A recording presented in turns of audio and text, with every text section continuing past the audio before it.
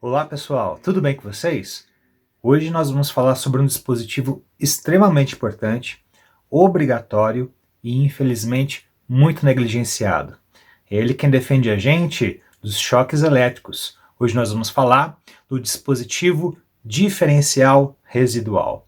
Vamos ver como ele funciona?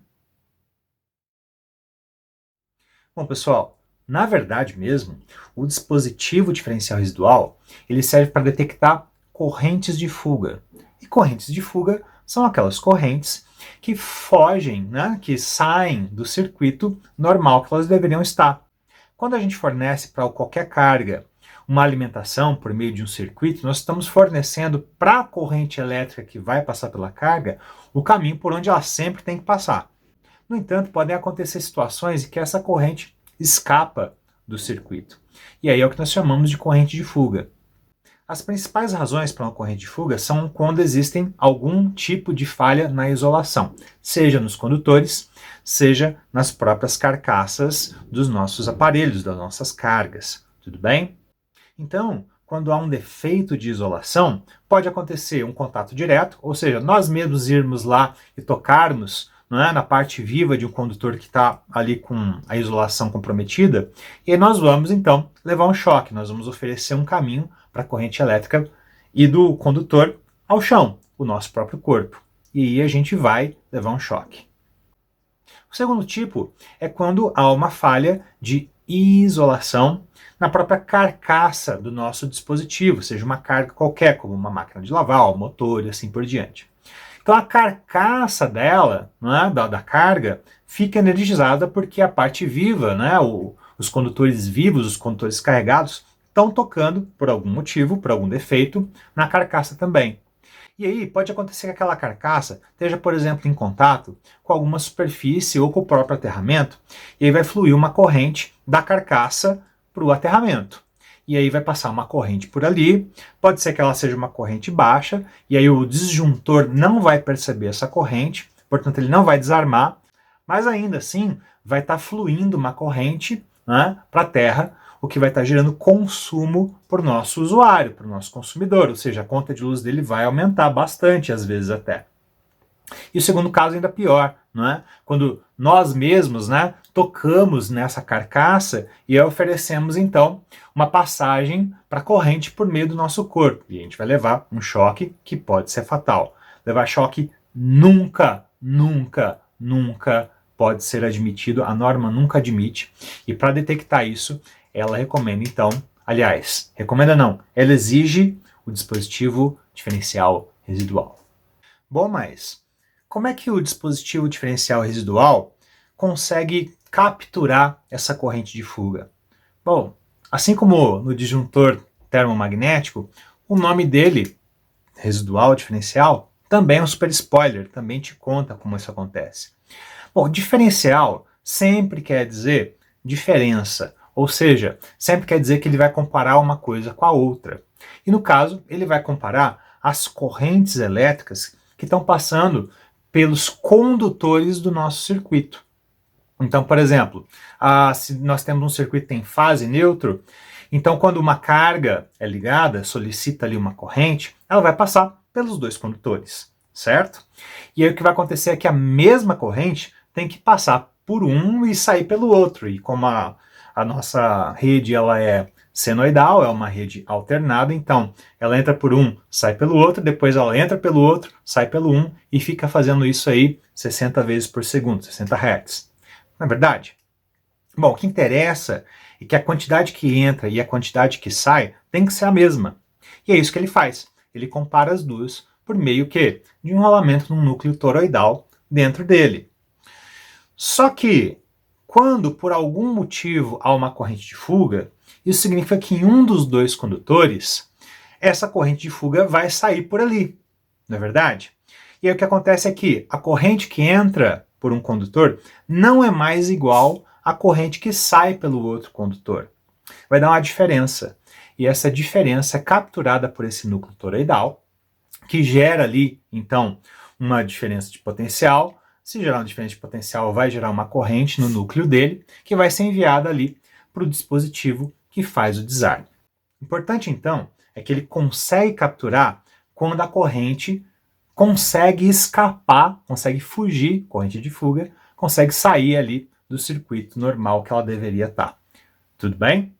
E bom, como o DR precisa monitorar todos os condutores carregados dos nossos circuitos, ou seja, fases e neutro, proteção não, que é por onde a corrente de fuga vai passar, então o que acontece é que ele tem duas versões. A bipolar, como essa daqui, que serve para circuitos monofásicos, fase-fase ou fase neutro, e temos também a versão tetrapolar, com 4 polos, então, que vai servir para todas as 3 fases disponíveis, mais o neutro. Bom, pessoal, mas como é que eu faço o dimensionamento de um dispositivo DR? Bom, tá aí finalmente, né, um dispositivo que é relativamente muito fácil de ser dimensionado. Ele é fácil porque a gente vai herdar tudo o que a gente fez antes para dimensionamentos, ou seja, nós dimensionamos os condutores, depois os disjuntores termomagnéticos e assim por diante. Logo, né, herdando tudo isso que a gente aprendeu anteriormente, fica fácil dimensioná-los. Nós temos 4 pontos para dimensionar um DR. O primeiro deles é o tipo. Então, o tipo de DR vai estar ligado com o tipo de energia que a gente está lidando. Se é energia de corrente alternada, nós vamos pegar o tipo AC, que é quase sempre esse. Por isso que o pessoal às vezes até nem comenta dos tipos que existem. Mas tem outros tipos, como por exemplo, se a gente vai trabalhar com corrente contínua ou corrente contínua pulsante e outros tipos de energia, nós temos que escolher o DR de acordo com o tipo de energia. Tudo bem? O segundo quesito é a tensão de funcionamento dele. E a tensão de funcionamento está coordenada com a tensão do circuito. Ou seja, a tensão de funcionamento dele tem que ser igual ou maior que a tensão de funcionamento do nosso circuito. Tudo bem? Terceiro quesito é a corrente nominal dele. A corrente nominal está coordenada com o disjuntor termomagnético daquele mesmo circuito. Então, a corrente nominal do nosso DR ela vai ser igual ou maior que o nosso disjuntor termomagnético. Sabe por quê? Porque, na verdade, ela tem que estar coordenada, claro, com a carga, com os condutores e com o disjuntor. Só que o disjuntor já está coordenado com tudo isso pelo nosso conhecimento anterior. Logo, fica fácil, então, de cumprir todos os requisitos. Basta que ele esteja coordenado com o disjuntor. Tudo bem? E o último quesito é a finalidade para a qual nós vamos utilizar o DR. Ué, como assim finalidade? Não é para proteger contra choques elétricos? Então, na verdade, ele detecta correntes de fuga. E correntes de fuga podem ser choques elétricos, mas também pode ser aquele caso que gera consumo para o nosso consumidor, nosso usuário. Então, na verdade, ele pode ser para proteção de pessoas contra choques elétricos, ou para proteção de equipamentos contra correntes de fuga. Porque as correntes de fuga, além de gerarem consumo, também podem causar o quê? Incêndios. Tudo bem? Então, se a finalidade for para proteger pessoas, aí a nossa corrente residual vai ser de, no máximo, 30 miliamperes. Porque 30 miliamperes é um valor que o corpo humano consegue receber de choque elétrico por um determinado tempo, a gente já vai discutir isso já já, mas por um determinado tempo, e a gente consegue se restabelecer sem sequelas, tudo bem? Mas se você quiser usar ele como proteção de equipamentos, tudo bem? Também é possível. Então aí a nossa corrente residual poderá ser maior que 30 miliamperes. Temos aí de 100, de 300, de 500, de 1000 miliamperes, que dá 1 ampere, mais que isso, tudo bem? São correntes de fuga baixas, que os disjuntores termomagnéticos não conseguem detectar, portanto eles não vão atuar mesmo tendo essa corrente de fuga, já que eles são dimensionados para correntes muito maiores. Lembra disso? Não é? Então, só esse cara vai conseguir detectar esse tipo de corrente, tudo bem? E aí nós podemos escolher então o tipo de corrente que nós queremos para proteger o circuito. E é isso. Para dimensionar um disjuntor termomagnético, é só isso. Relativamente fácil. Mas fica fácil quando nós aplicamos todos os outros conceitos, porque eles estão todos atrelados. Tudo bem? Bom, aprendi a dimensionar, mas eu tenho que usar ele onde? Em todos os circuitos, é isso? Não, não necessariamente, tá? A NBR 5410 diz para a gente onde são os circuitos que nós precisamos utilizá-lo, que são aqueles circuitos que podem estar em contato com o ambiente externo e são os ambientes de serviço, aqueles ambientes que nós utilizamos também, né, como classificação de serviço no método de dimensionamento da NBR 5410. Aí tem lugar que eu não posso de jeito nenhum usar o DR? São aqueles ambientes em que o condutor de neutro e o condutor de proteção são um só. Isso daí a gente vai estudar daqui a pouco, quando nós formos falar de aterramentos. Existem aterramentos em que o condutor de neutro e o condutor de proteção não estão separados, estão na verdade juntos no mesmo, tudo bem? Então o que acontece é que o condutor de proteção equipotencial jamais pode ser seccionado por meio de um dispositivo de seccionamento, um disjuntor ou um DR, tudo bem? Porém, o neutro pode ser seccionado. Só que quando os dois, né, as duas funções estiverem combinadas no mesmo condutor, então a gente não pode de jeito nenhum, é vedado então, utilizar DR nesse tipo de circuito. Por quê? Porque o DR necessariamente monitora o neutro, tá?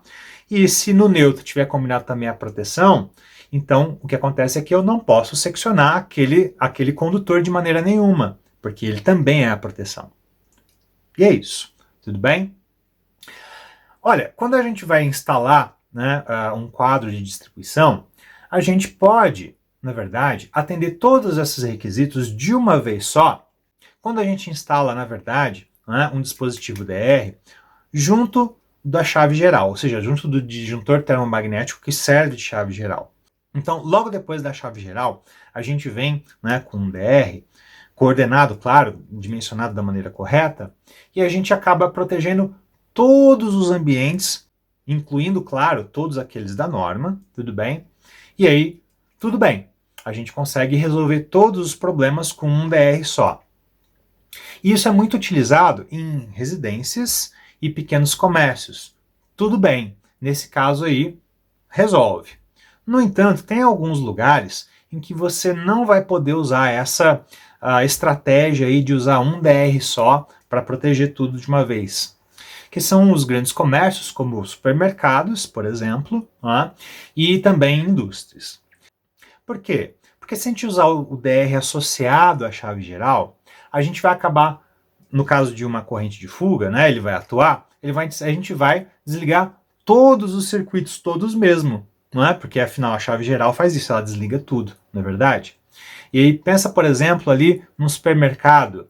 Digamos que de noite algum animalzinho que vive por ali estava lá roendo a fiação, tomou um choque, e aí o DR atuou, não é? E o que acontece é que ele vai desarmar o quadro inteiro, né, a chave geral. E aí nisso vão estar incluídos o quê?